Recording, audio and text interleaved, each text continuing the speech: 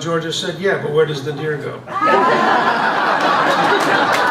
Now, this was misinterpreted. I'm not particularly anti-Volt. Now, I think it's weird that the president who believes in redistribution is proposing in his new budget a $10,000 tax credit for buying a car when the average family that buys a Volt has a $170,000 income. But think about it. I mean, the people who are going to buy a Volt, it's their second, third, or fourth car. And it's great around town and makes them feel good, and they're cutting edge. That's fine. I'm not against buying a Volt, although the president's not going to come out and say, what we ought to have is a $10,000 tax credit for buying a truck. But here's my point. The president would like to force all of us into small vehicles. The president would like to force all of us into what he thinks we should have. That's not freedom. No. The fact is, we all need to say to Barack Obama, he's president of the wrong country. If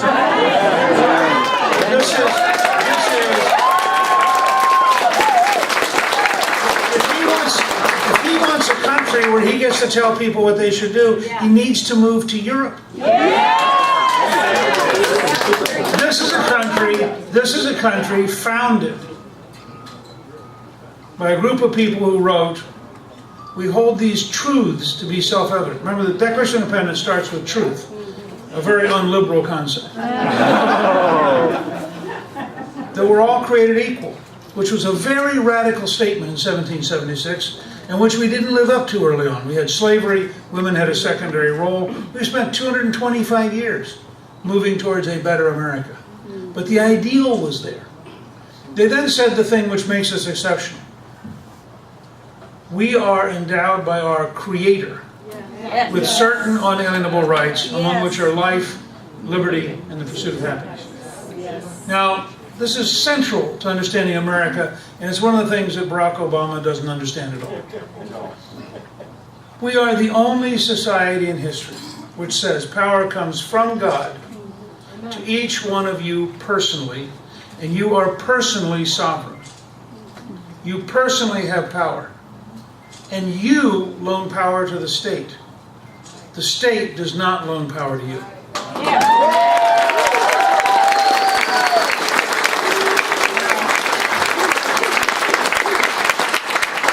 reason that matters, notice how the Constitution begins.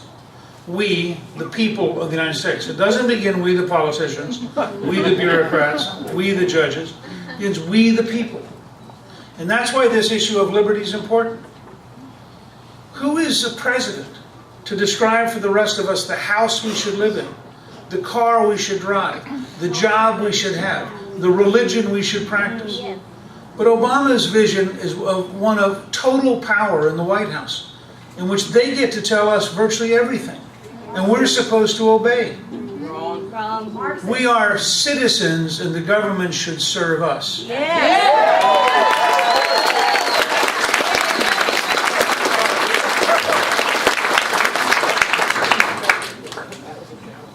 There's a second thing that happened in the last few days that I raised a serious direct question about. And that is the killing of 2 Americans in Afghanistan and 4 others. And I just want to be very clear about this. When churches are burned in Nigeria, no one apologizes. When churches are burned in Egypt, no one apologizes. When the Christian population of Iraq drops from 1,200,000 to 500,000, no one apologizes. When churches are burned in Malaysia, no one apologizes. And frankly, when Muslims destroy mosques, destroy Qurans, go look at Libya, go look at Syria. Have you seen great outcries against Assad? You think all the bombing they did in Syria recently, all the artillery they fired, they weren't desecrating places? But when our enemies deliberately exploit fanaticism to try to make a case against us while we are defending them, there's something profoundly wrong. And when the commander-in-chief doesn't stand up for the young men and women risking their lives on there, That's right. I believe Afghanistan owes the United States an apology. That's right.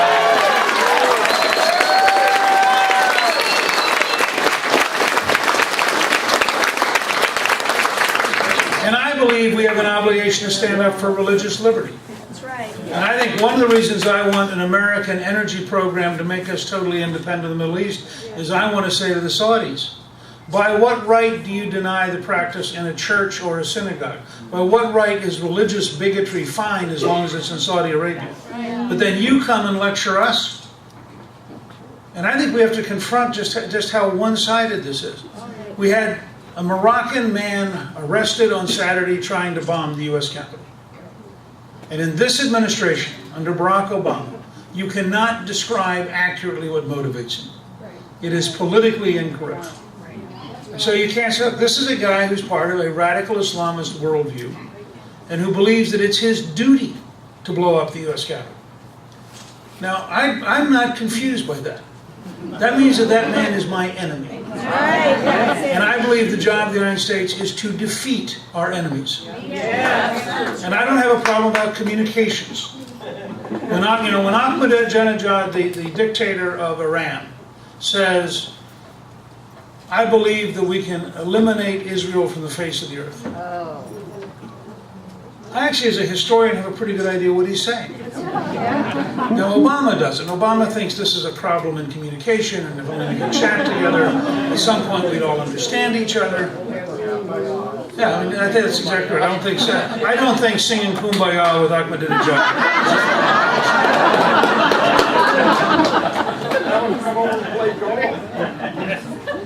Similarly, when Hamas says, not a single Jew will remain, I think I have a pretty good sense what that sentence means. And yet, in our elites, they are so frightened of reality that they live a deliberate lie. They are totally afraid to tell the truth about how threatened we are. And frankly, with the rise of nuclear weapons, the threats become horrifying. And that's why I will say to all of you, if an Israeli prime minister says that the fate of Israel requires him or her to act, I am not going to say, oh, why don't you risk the survival of your country on another meeting? And I would say to the Iranians, if you are determined to continue trying to build a nuclear weapon, just understand you are going to bring terrible consequences down on your head, and it will be your fault, and you will have earned it.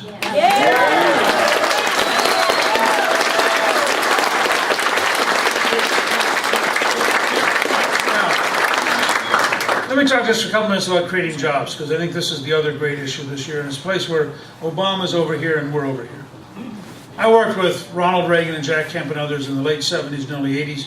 We developed a model for creating jobs. Lower taxes, lower regulations, more American energy, and be positive about people who create jobs. What was the result? This is a fact. What was the result? 16 million new jobs in the Reagan years. I came back as Speaker. We'd flattened out. We'd had 2 tax increases, one by a Republican president, one by a Democrat. We came back. We picked up the Reagan playbook. Lower taxes, less regulation, American energy, be positive about job creators. In 4 years' time, we created 11 million new jobs. Now, Obamaism is the opposite. Reagan was for lower taxes, Obama's for higher taxes. In fact, he couldn't even help himself yesterday. In the middle of an energy speech, he proposes $4 billion of taxes on the oil companies. I mean, this is like saying, let me punish the people that I hope will save us. Because guess what the $4 billion tax increase on the oil companies becomes? It becomes a higher price of gasoline. I mean, this is a president who doesn't get it. That's right. So, what do we need to do on taxes? I am for zero capital gains tax so that hundreds of billions of dollars will come to the U.S. to be invested.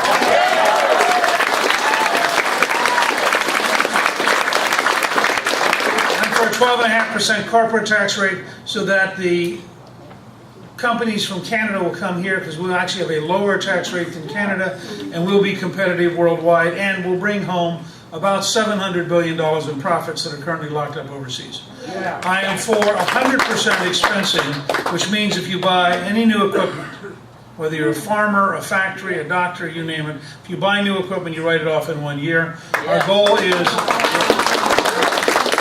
we want Americans to have the most modern equipment in the world. We want them to have the best program possible so that they can compete with China and India and win. And in order to match people up with equipment, I would modify unemployment compensation. So if you sign up for unemployment compensation, you also join a business-led training program, so we're improving your skills. But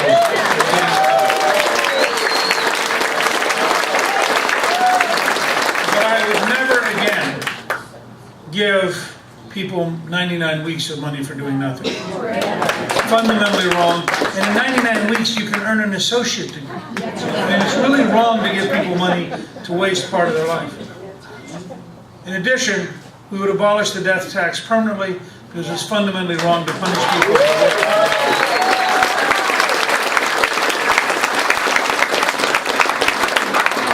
And we would have an optional 15% flat tax, which means you could, this is something you do in Hong Kong. You could either keep the current tax code, all of your deductions, all the paperwork, or you could fill in one page, here's what I earned, here's my number of dependents, here's 15%.